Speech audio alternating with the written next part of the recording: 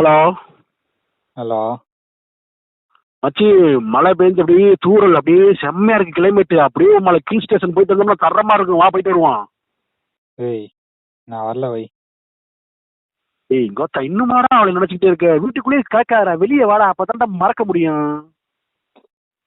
ஏய் வைடா, எனக்கு வரத்துக்கு வெளில வரத்துக்கு பிடிக்கலடா வைடா.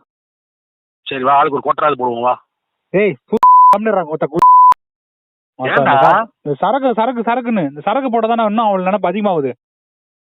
என்னடா நீ இப்படி இருக்க? அப்ப என்னதான் செய்யலாம்ன்ற? என்னத்த சொல்றது மச்சான், கடுப்பருந்து மச்சான். நினைச்சா அதை மறக்கவே முடியலடா என்னால. தலக மம்மால அவ வீட்டுக்கு ரைட் சைடுல பார்க் இருக்குது மச்சான். லெஃப்ட் சைடுல மொத்த கிரவுண்ட் இருக்குது. அங்கெல்லாம் விளையாடாம புண்டாம என் வாழ்க்கை விளையாட்டு போயிட்டாடா. சரி மச்சி, இப்ப நீ விளையாட்டு சொன்னது எனக்கு ஒரு ஞாபகம் வருது. பேசாம வா, ஏதாவது விளையாடுவோம். விளையாண்டோம் வச்சுக்குமே, மைண்ட் அப்புறம் ஒரே நிலை ஆயிரும், ஒரே இடத்துல இருக்கும் ஃபோக்கஸா. அப்படின்றியா? என்ன விளையாட்டு விளையாடுவோம்? செஸ் விளையாடுவோம். செஸ் விளையாட தெரியுமா உனக்கு? அத்த தெரியுமா? என்னப்பா தெரியுமான்னு கேட்டுங்கிறடா. தெரியுமா மச்சான்? எனக்கு பாரு, எனக்கு அவளை மாதிரி அடுத்த வாழ்க்கையில விளையாட தெரியாது. ஆனா மத்த எல்லா விளையாட்டும் தெரியும் மச்சான். அது செஸ். நீங்க செஸ் எல்லாம் பிரிச்சு மேய்ச்சிரும் நானு.